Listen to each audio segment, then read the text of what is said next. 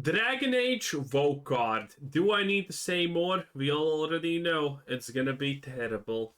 Salutations, everybody. It is Maddie here today. I hope all of you are doing absolutely fantastic because I'm going to be real. I know I am today. Ladies and gentlemen, we have so much information to go over. Cut off my legs so I can lot better as a snail. Kind of questionable, but not that bad.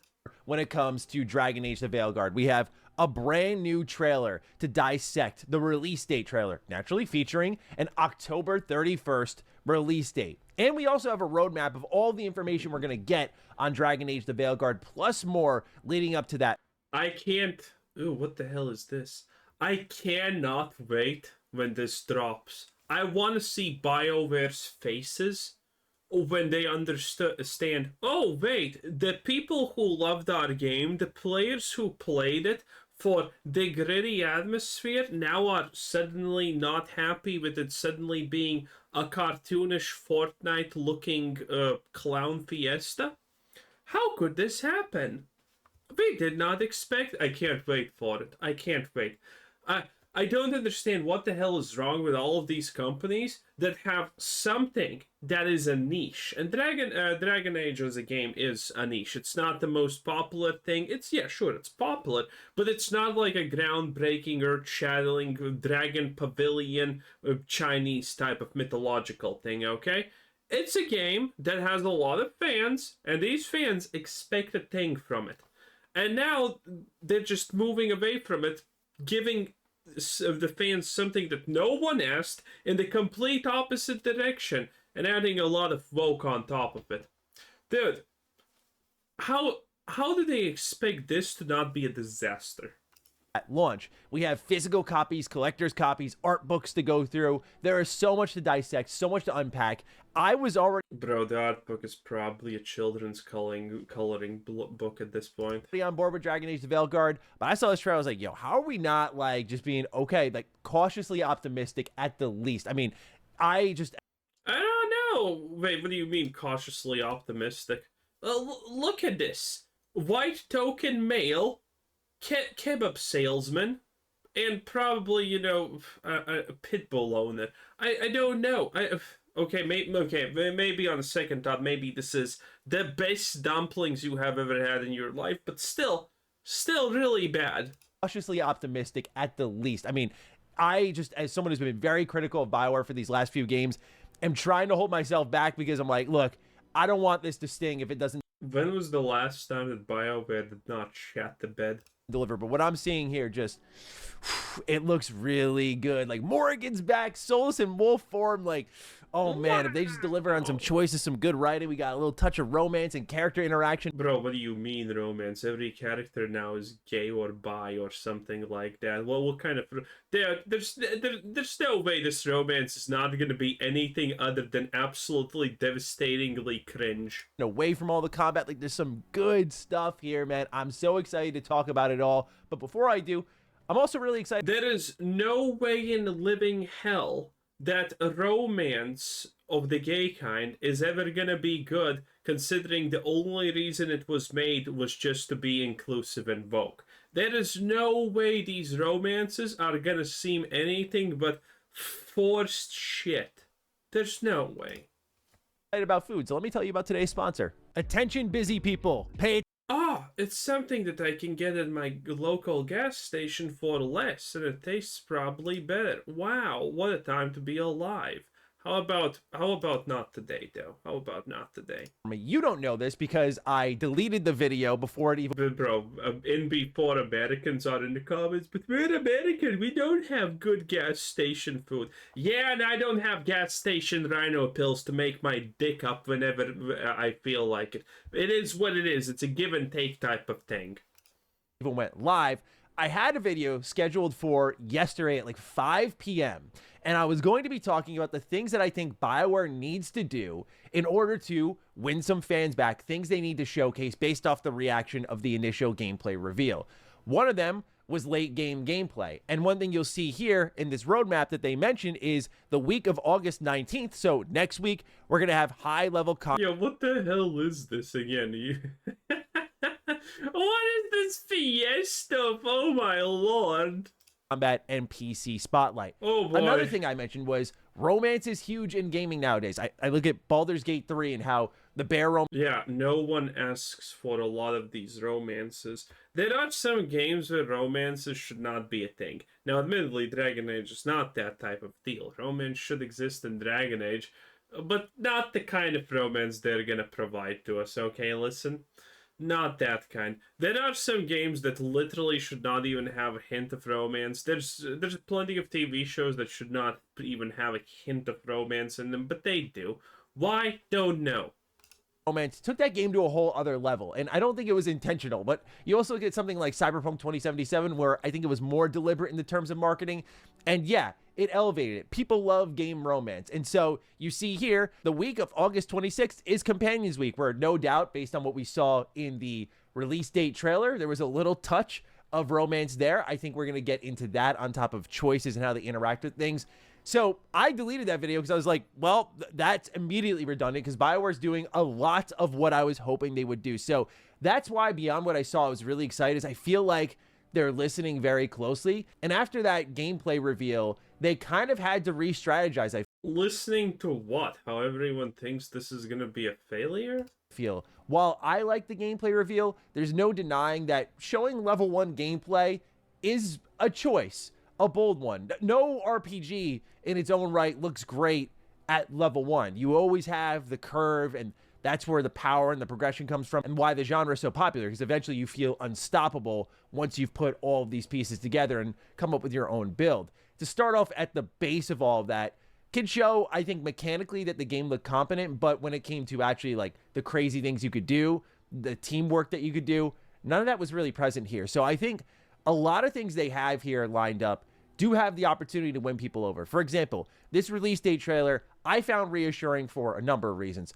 One thing that I was a bit skeptical about was the name change. Now, BioWare has said multiple times, like, yeah, well, Solus is still going to be the focus of the game, but we feel that this is a game about the Veilguard, the companions that you're with, because they think it's their deepest companions yet. At the same time, I'm just a Okay, again, we just hear more news that completely shakes my belief in the fact that this is going to be a good game. So, you're making a Dragon Age game, aka a story-driven game, and the developers are, yeah, the most important part of the story is the character relationships. They can be gay. Did you hear that? You can have a gay relationship with everyone, and they're going to develop gay relationships with each other. It's going to be great. Yeah, I don't know about you, but I think that's a giant red flag. Or 50. I don't know. Pick one. Doesn't matter. Still bad. Yeah, this sounds devastating. This corroborates everything bad I thought about this situation, that this is going to be a woke mess of trash. little nervous that you would pivot away from a great name like Dreadwolf, where I like Veilguard, but I just think pivoting away from that and Solus and all that build up, like it just felt very natural, where I worried if there was some sort of change in design or story. But when I saw Solus opening the trailer, just talking about how the ritual is broken, now these elven gods have been freed, and at one point you see him in his wolf form, it's seemingly him, fighting back against these gods. Like, it was awesome because I feel like that's a perfect capturing of Solus's character, right? Like, when people who have not played Trespasser think that Solus is the villain, they think he's this really evil guy. But what I would define it as is actually how BioWare defined it. I thought it was just really well put, so I'm going to use their words, which is that, you know, everyone wants to save the world in a way they think is right, effectively. Also, the Fallout TV show used that line. Like, it's just a good line to describe factions and philosophies, where Solus, oh boy, is a character that I wouldn't determine as evil, but he does slot into the villain role because he's doing something drastic that may disrupt the world, and we see what happened there. He, he's doing this ritual in the gameplay reveal, and we're trying to stop him, and because we tried to stop him, now he's blaming us, so it's kind of like he thinks we're the villains, we think he's the villain. So I wondered if after that point in the story, is it actually that visible? Is it actually that feelable? Or do you need to, spend a day thinking over it? And, if you need that long to figure out who anything that deep, it's probably not intended or done in such a horrid way that the only way that you can appreciate something like this, for example, is when someone takes painstaking effort and tries to explain it in the most positive light possible. You know, he'd kind of go away for a while, but to see him present in those big moments was really cool. So that was reassuring. Seeing Morgan as someone who right now is romping through Dragon Age Origins. I mean, Morgan was in Dragon Age Inquisition, so I expected her to come back in some capacity in Veilguard. I'm going to lose my mind if I see Liliana in Dragon Age the Veilguard, man. She's my favorite character, but Morgan's right there next to her. Just both excellent characters, but no doubt, you know, Morgan has such a huge impact on this franchise. And when you think about what's going on between her and Flemeth and her new appearance, it makes you wonder a little bit. So there's a lot to unpack there as well. A lot of the environments were... Okay, a lot to unpack, but is it actually deep? Unpacking a lot doesn't mean it's good. Unpacking a lot without it being good just becomes tedium. Dark. A lot of them were dreary. I kind of liked this because I feel this reminded me a bit, not totally before anyone loses their minds. It's one of my favorite games of all time, so don't think I'm shortchanging it, but it did remind me a bit of Dragon Age Origins in that everything had a level of feeling run down or nothing happy was happening here. And I like that because I feel like in Inquisition, it pulled you out of the plot sometimes because the world felt very normal despite the ongoing circumstances with the Veil. And so, yeah, to just see this kind of capturing that tone, knowing it's a lot more linear as well, and seeing what some of these characters are going through. Like, I can't believe I'm saying this after playing Inquisition, where I don't think she's a bad character, but to see the evolution that Harding is going through, she had like a couple of moments in this trailer. I was like, dang, okay, like she's going through something here, and she's questioning what's going on with her body. Like, the performance felt convincing. Like, yes. The woman that doesn't matter, that no one really likes too much, gets magical powers and becomes the key to saving the universe. Yay! That's such a good storyline, said no one ever. Yeah. Oh yeah, again, the more I know about this, the more I see, the more of a disaster this becomes. The storyline is predictably bad. The writing is predictably bad also. Everything is predictably bad at this point. I just, again, am so excited to see these characters evolve and grow, especially the new ones like Neva or Neva. I apologize, I forget how her name's pronounced, but she seems really cool. I liked her like casual. Yeah, I'm sure she's a great non-Mary Sue character, not a complete girl. I'm sure it's great. Yeah, I'm sure. Outfit that she was wearing when she wasn't in combat. She seems to be like a group leader too. So I just am very excited to... Of course she is. She's a woman. She's a natural born perfection. Meet these characters, get close to them, and of course, pumped for this roadmap. Again, taking a look at it here, we have August 15th, the release date trailer and announcement dropped. Next week, we're getting high-level combat and PC spotlight gameplay. Then the week of August 20th. I can't wait until she calls you a bigot for some reason.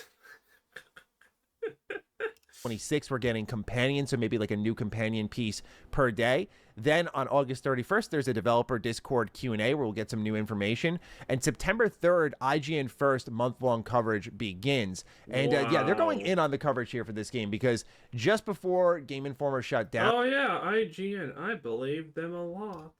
Dragon Age Veilguard was like the last major cover story. I think they had a couple of pieces that were unreleased. I'm unsure about that. And then you get IGN First, and then they're saying there's more in September and beyond. So yeah, you're about to see a lot of Dragon Age the Veilguard. And again, that was one of the things that I was talking about in this now deleted video of mine, which was that I feel like BioWare needed to show more of the things people were looking for. Avowed had the same problem. Avowed showed up at the developer directors like, here's our combat, and the combat did not look good enough to be shown off. And it also wasn't showing off Obsidian's strengths, which are like writing, character choices, maybe the navigation of a map based on your choices. Like those sorts of things are what define Obsidian, the hub space you're going to be in. And so they took that feedback. What is this criteria? The only criteria about Avowed is the fact that the combat still doesn't look too good. But, you know, it's better than it was previously, and it's not really probably that hard to make it really feel good. And I think between the story trailer and the deep dive of gameplay from the Xbox podcast, they put something more comprehensive together that really fit what people who are fans of their games are looking for. And so here with Dragon Age the Veilguard, it looks like coming up, with some of the high-level combat, this is something that can pull them out of the hole, showing what this combat system can evolve into. I hope they show progression as well. Like, okay, you level up. What happens when you level up? Show different classes. Showing the rogue, like a squishy rogue who jumps around and dances around, is a choice. There's still the mage, there's still the warrior, so I want to see all of them, and I hope they really dive deep into them, and more than anything, dive into how this game's very Mass Effect-like, where you have those companion abilities that sync up with your own, because I think a lot of people aren't sold on that, so I'm hoping that they show that. Again, this is something I mentioned in that video, where I just think if they go in on that style of gameplay, it can probably win a lot of people over. As for the October 31st... No. This gameplay is fine enough. And most people are looking at this and thinking, well, this is actually fine enough. Is it perfect? Maybe not. Is it completely horrible? Definitely no. The gameplay is good enough. But again, woke destroys the soul. And writing, the story, and everything around it is the soul of a game. And that's what people are afraid that is going to be completely destroyed here. First release date. I think this is in an okay pocket. Man, like, I'm so excited. No doubt I'm going to play it, but I look at how much is coming out in October, and I do feel that with the very kind of thin November approaching in comparison to October, this game would have been better served like a week or two into November, personally, if you asked me. But I guess I'm not going to really split hairs here. I get it. It's, you know, a day off of November, so who am I to complain? But yeah, excited nonetheless. We'll make as much time as needed for Dragon Age of Veilguard. Simply just cannot wait to play. And it looks like, fortunately, BioWare has a lot to keep us busy as we approach that launch. Now, we have much more to get into today because there are also additions that have been announced, and fortunately, unlike in typical EA fashion, they're not very confusing, so let's go through them. First, we have here the digital editions, which you'll see here are the standard edition and the deluxe edition. The digital edition that's standard is going to go for $70 on consoles and $60 on PC. And you'll see here with the deluxe edition, it includes obviously the game alongside a bunch of cosmetics. The Rook cosmetic armor. Only $80? What do you mean? Well, 90 on consoles. Who cares about this? Oh god, this is not even, dude, this is not even good FOMO. Do you get to play this 3 days early? No, doesn't look like it at least. Do you get an exclusive mission? No. This is the worst deluxe package I have ever seen. It's so lazy. There's barely any value in buying this. Anyone who buys the deluxe edition deserves their human rights stripped away, okay? They're a walking billboard for why the government needs to curate your life and tell you everything you need to do because you're too stupid to make your decisions otherwise, okay? Listen, a deluxe edition this absolutely atrociously bad, and you're gonna buy it is just sadness. PC. And you'll see here with the deluxe edition, it includes obviously the game alongside a bunch of cosmetics, the Rook cosmetic armor sets, the companion cosmetic armor sets, all of them different. Also, all the weapons have different cosmetics. I like that he's named Rook because he can become anything, and that's supposed to be deep. Which I found to be very interesting because I wonder if this means there will be like a transmog system of some sort where you can have certain weapons that are really powerful and then change them to look like other ones. So I'm very excited for that. But yeah, this is going to come with the deluxe edition, which goes for $80 or $90 on consoles. For me, a little too rich for my blood for skins. I'm not a big skin guy, so I'll pass on this and just go for the standard edition, if anything. There is more, though. This one did get me. It is the pre-order bonus, and they are trying to weaken you. As you can see here, they have the Blood Dragon cosmetic armor, and it is applicable to the warrior. It looks like shit. You can't even tell that this is a dragon. You definitely can't tell that this is a dragon. This, almost, you know, these, this is so bad. Which it looks beautiful there. The mage and the rogue. I remember Kingdoms of Amalur Reckoning did this, and they also... Dude, Kingdoms of Amalur. I need to write that down. Kingdoms of Amalur. Dude, that was such an incredibly bad game. It was insane. Bro, I played this. It was boring as hell. The most boring of boring things and the boringness of the boringdom.